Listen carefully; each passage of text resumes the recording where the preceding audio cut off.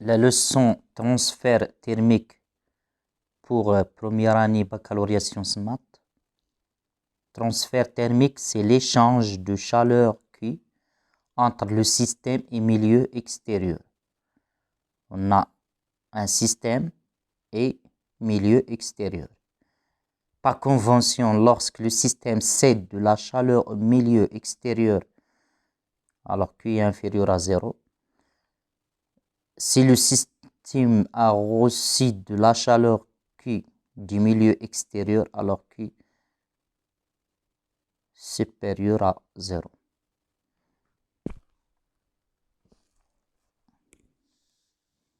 Première partie, augmentation de la température d'un système S sans changement d'état. Supposons on a un système S. Le milieu extérieur cède de la chaleur Q au système. Alors la température du système S augmente de θ1 à θ2. Alors la quantité de chaleur Q nécessaire, c'est Q égale à la masse du système fois la constante C, θ2 moins θ1. L'énergie Q en joule, la masse kilogramme, θ2 moins θ1 en degrés Celsius ou Kelvin, c'est la constante en joule kilogramme moins 1, degré Celsius moins 1, ou bien joule kilogramme moins 1, Kelvin moins 1. Alors c'est la capacité thermique massique de S. C'est quoi? C'est tout simplement l'énergie thermique nécessaire pour élever la température d'un kilogramme de S de 1 degré Celsius. C'est l'énergie nécessaire à 1 kg de S d'augmenter sa température de 1 degré Celsius. On a deux exemples. Pour l'eau, la capacité thermique massique de l'eau, c'est E 4180 joules kg moins 1 degré Celsius moins 1.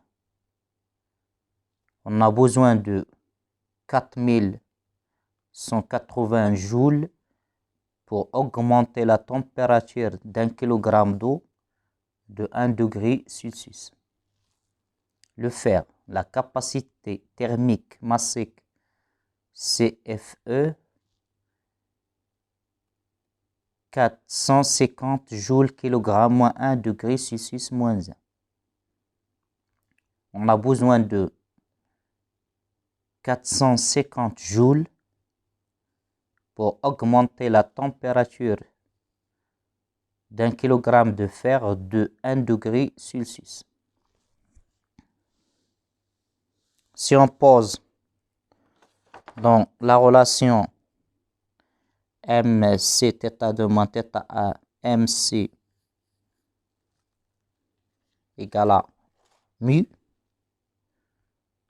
s'appelle capacité thermique du système S et s'exprime en joule degré Celsius moins 1 ou bien joule Kelvin moins 1. La masse en kilogramme, l'unité de la capacité thermique massique. Mais représente quoi?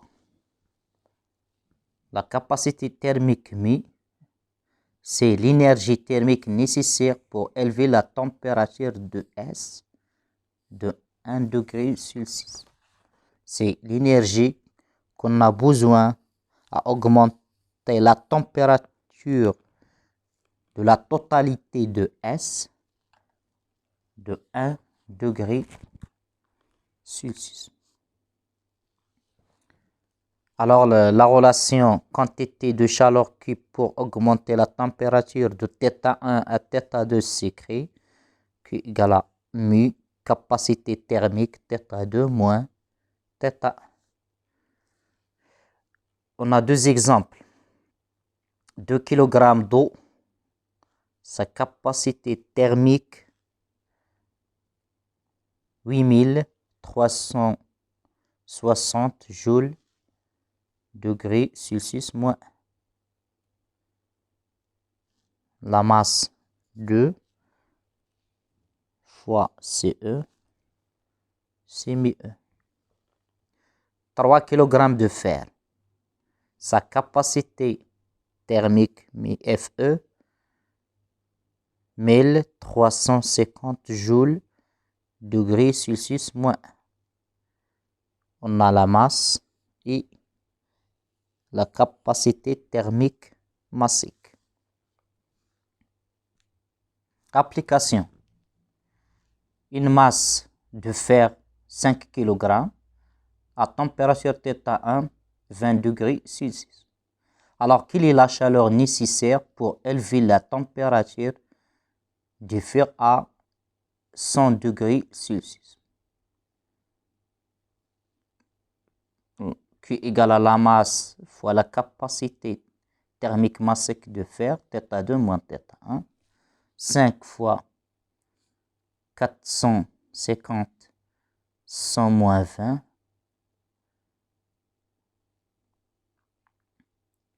1080, 180 000 joules, c'est-à-dire 180 kilojoules. On a 1000, c'est kilojoules. Deuxième partie, équilibre thermique. On a deux systèmes S1 et S2. Le système S1 à température θ1, S2 à température θ2. θ1 supérieur à θ2.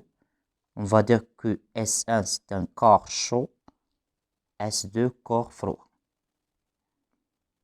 Alors toujours le corps chaud S1 cède de la chaleur à S2. À l'équilibre thermique, la température se stabilise à θ1 équilibre égale à θ2 équilibre égale à θ équilibre. Alors, la chaleur Q perdue par S1 ou bien cédée par S1 à S2, c'est écrit Q égale à la masse de S1 M1, sa capacité thermique massique C1, θ équilibre moins θ. La chaleur Q' reçue par le système S2, c'est Q', sa masse M2, sa capacité thermique massique C2, θ équilibre moins θ2. À l'équilibre thermique, la relation s'écrit la somme algébrique de Q et Q' doit être égale à 0. On trouve la relation d'équilibre thermique M1C1 θE moins θ1 plus M2C2 θE moins θ2 égale à 0. C'est l'équation d'équilibre thermique.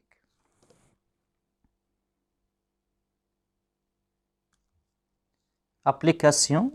On peut appliquer la relation d'équilibre thermique pour déterminer la capacité thermique mu d'un calorimètre. Un calorimètre, c'est un dispositif qui ne laisse pas passer de la chaleur à l'extérieur. Alors, le calorimètre, au départ, contient une masse 300 g d'eau froide à température 20 degrés Celsius. Lorsqu'on verse une masse M2 200 g d'eau chaude à température θ2 80 degrés Celsius, alors la température après une durée à l'équilibre thermique, le thermomètre affiche la valeur θ équilibre 42 degrés Celsius. À partir de ces données, on peut déterminer la capacité thermique mi du calorimètre. Alors, la chaleur reçue par le calorimètre et la masse M1,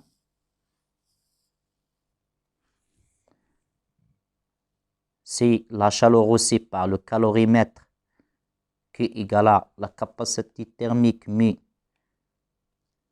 θ équilibre moins θ1, et la chaleur reçue par la masse M1, c'est M1 fois C de l'eau, CE,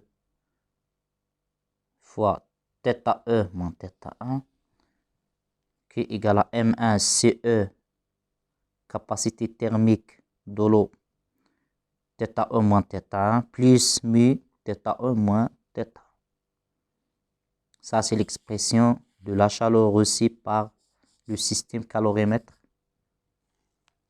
plus masse M1. Maintenant, la chaleur Q' perdue par M2. L'eau chaude, elle a perdu la chaleur Q'. C'est la masse M2 fois la capacité thermique massique de l'eau, CE, fois θ équilibre moins θ2. Q' égale à M2 CE θ équilibre moins θ. Alors, la relation à l'équilibre thermique, la somme Q plus Q' égale à 0. Donc, M1 CE plus mu θE moins θ1 plus M2 CE θE moins θ2 égale à 0. M1 CE plus mu égale à moins M2 CE θE moins θ2 sur θE moins θ1. Alors, mu c'est moins M1 CE moins M2 CE θE moins θ2 sur θE moins θ. Application numérique, mu M1 en kg moins 0,3, c'est un 4180 moins 0,2, 4180 fois 42 moins 80 sur 42 moins 20, on trouve la capacité thermique massique du calorimètre, mais 190 joules Kelvin moins 1. La dernière partie, changement d'état physique. Alors, on sait qu'un corps pur change d'état physique à température T constante. S'appelle température de changement d'état. Alors, on a de l'état solide à l'état liquide, c'est la fusion. Liquide, gaz, c'est la vaporisation. Gaz, solide, la condensation. De l'état solide à l'état gaz, sublimation. De l'état gaz à l'état liquide, liquéfaction. De l'état liquide à l'état solide, la solidification. Alors, la chaleur qui est nécessaire pour le changement d'état, c'est donc entre un état 1 et un état 2, on a le changement à température T constante. La chaleur nécessaire qui est égale à la masse du système fois L, la constante L, s'appelle la chaleur latente massique de changement d'état. Alors, L représente la chaleur nécessaire à 1 kg de changer d'état à température constante. C'est la chaleur nécessaire à 1 kg pour changer d'état à température constante. Exemple, la glace. La chaleur latente de fusion de la glace, 3,35 10 à la puissance 5 joules kg moins 1. On a besoin de 3,35 10 à la puissance 5 joules pour changer l'état de la glace, de l'état glace à l'état liquide à température 0 degré Celsius. Parce que 0 degré Celsius, c'est la température de changement d'état glace liquide. Un autre exemple, la chaleur latente de fusion de l'aluminium. 4,04 à la puissance 5 joules kilogramme moins 1. On a besoin de 4,04 à la puissance 5 joules pour changer l'état de l'aluminium à l'état liquide à température, c'est 160 degrés Celsius. C'est la température de changement de fusion de l'aluminium. Le fer, la chaleur latente de fusion, c'est 2,7 à la puissance 5 joules kilogramme moins 1. La fusion du fer à 1635 degrés Celsius. Alors, on va résumer la leçon. Lorsqu'on a un solide, un système à l'état solide, à température θ1, si on apporte de la chaleur, la température augmente jusqu'à la température de fusion. Alors, il faut apporter une chaleur de masse Q égale à masse de S fois la capacité thermique massique de l'état solide θ fusion moins θ1. Alors, lorsque le système se trouve à la température de fusion, pour changer d'état à l'état liquide, il faut apporter une chaleur égale à masse fois la chaleur latente de fusion.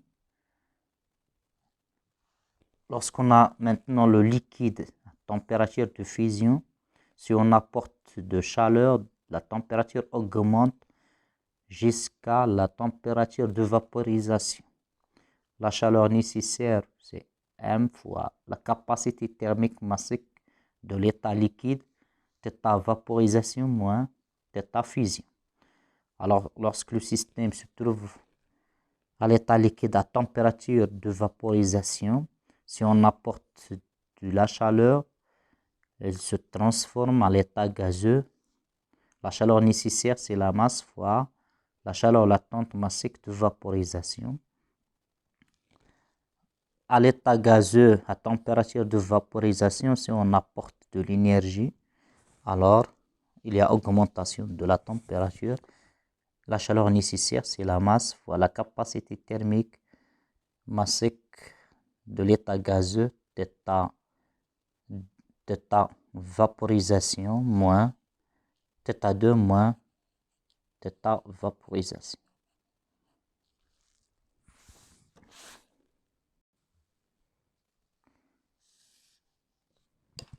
Et merci.